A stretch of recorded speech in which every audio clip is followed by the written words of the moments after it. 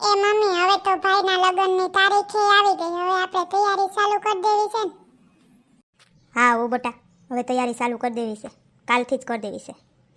તો મમ્મી, આજ વખતે હું પાર્લરમાં જવાની છું, તને કહી દઉં છું હો. મારે મોઢું ધોવડાવવું છે. હા જાજે હો માં દીકરો જાજે. ને મમ્મી, મહેંદી મુકાવવી છે હો. મહેંદી તો બાજુવાળી ઝીંગલી પાસે મુકાવ લેજે ને. ના હો મમ્મી, એ મોટા મોટા બે ફૂલ કરી દઈએ અને પછી ઉપર છે ને આડા લીટા ને ઊભા લીટા, બસ. કાંઈ કરી નથી દેતી. આખો હાથ ખાલી થથેડી દે છે. માર નથી કરાવી એન પાસે. હાથી એમ જ હોય દીકરા. અમે નાની હતી ને ત્યારે મહેંદીને ઝાડવું હોય ને એનો પાંદડા પીસેડી અને હાથમાં લઈને મુઠ્ઠી વાર લેતી, બસ હાથ ધોઈ નાખતી. રાતે સોર આવી જતી. એ અમારી મહેંદી હતી.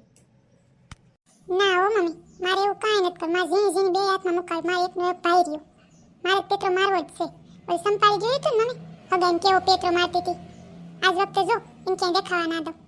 એવો પેત્રો મારવાનો. એ હા બાપા હા, મારજે પેત્રો હો. હવે જો 3-4 દીમાં લગને આવી જાય તો તૈયારી ચાલુ કરી દઈ. હવે જા મારી દીકરી રહોડામાં સાના ઠામ પડ્યા, ધોઈ નાખ જા. હવે થોડાક પીર્યા ભાભી આવી જાય ને પછી હું કાંઈ કામ કરવાનું નથી મમ્મી. નકરા સિરિયલ જ જો આગો પડ્યો છે હમણાં તો. ઓલું કેદીનું નથી જોયું, મેરે એમના મેં તેરી પાયલ. જા મારી દીકરી જા.